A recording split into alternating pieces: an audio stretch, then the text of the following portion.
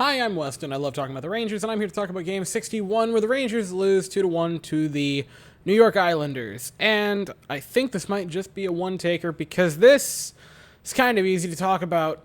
This was rough for the Rangers. Not because we played particularly poorly, because I thought we played okay. Offensively, I thought we played fine. Defensively, I thought we played fine. I thought Shesterkin had a nice game. We got goalied tonight by Illy. He played out of his mind this evening for the New York Islanders. And that's about it. I could call it at that. I'm going to talk a little bit more. I'll talk about the goals briefly. But, man, this was a game that I thought the Rangers played fine.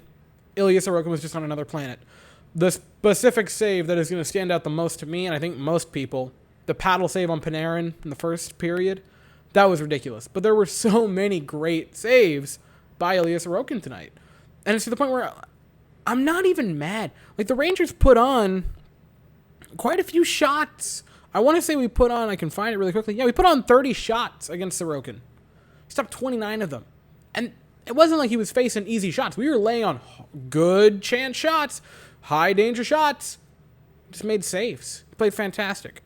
So goal by goal, briefly. Anders Lee scores. Power play goal for the Islanders. He was set up right in front. It was point blank. A beautiful setup by Matt Barzal to give him the puck. And Anders Lee didn't miss. That was right where he wanted it. And I'm not going to be mad at Shesterkin because look at that shot. Look at that release. It was perfect. It was also on a power play. So you're already down a person defensively anyway. So I also can't really be mad at the defense. I don't like putting power play goals on really the goaltender, certainly, or the defense. Power play goals suck when they happen, and you want to have a better penalty kill. And I think sometimes, certainly, penalty kills can be terrible. We have a solid penalty kill. This was just a beautiful setup and a beautiful play by the Islanders. The Rangers would get a power play goal back a little bit later on. Trouba gets it, passes it off of Kreider's skate, and then Lafreniere picks it up. He carries into the offensive zone. Really nice setup pass to Chris Kreider, who just a beautiful shot to score to tie it at one apiece. Kreider has gotten 40 goals this season. That is his 40th for Kreider. That's just silly. Kreider scoring 50. You can't stop him.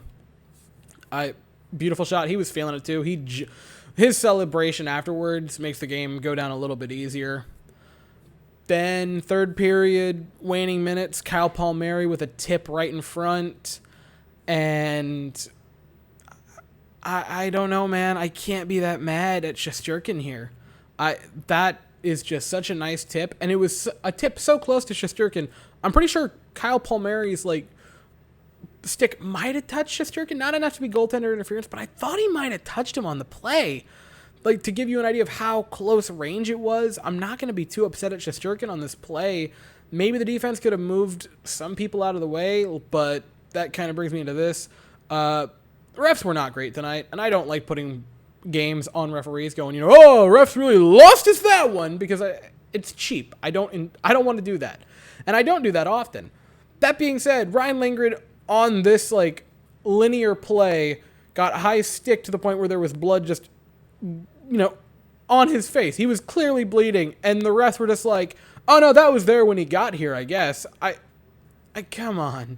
That should have been a 4-minute major or a 4-minute double minor for the Rangers, and it wasn't. And then on that same timeline, the Islanders would score to get the game-winning goal, and that sucks. I'm not going to sit here and say, oh, the refs lost us this game, but golly, the refs were not good tonight, and that certainly plays a part.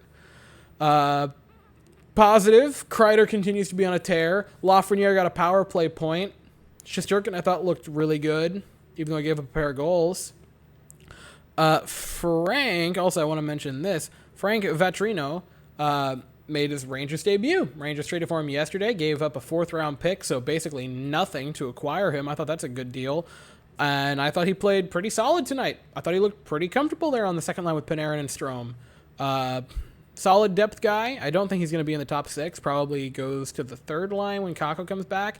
That being said, if the third line ends up being Hedl, Vatrino, and Hunt or Gaudreau, that's a pretty solid third line. You can get by with that. I wouldn't be too upset. I thought he had a fine Rangers debut.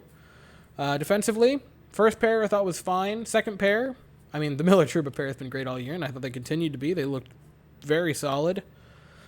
It's a game, again, We got goalied.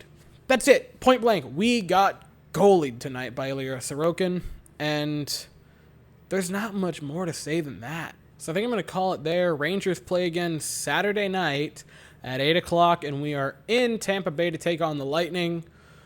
Okay, hopefully it's as exciting as the last Lightning game. That was, or the one before that. Rangers Lightning have been pretty entertaining this year. If you're Rangers fans, that is. If you're the Lightning, it's been not the best. That's at 8. I'll be here afterwards to talk about it. So that's all I have for the evening. Thank you all so very much for watching. I hope you all have an absolutely fantastic day. And as always, go Rangers.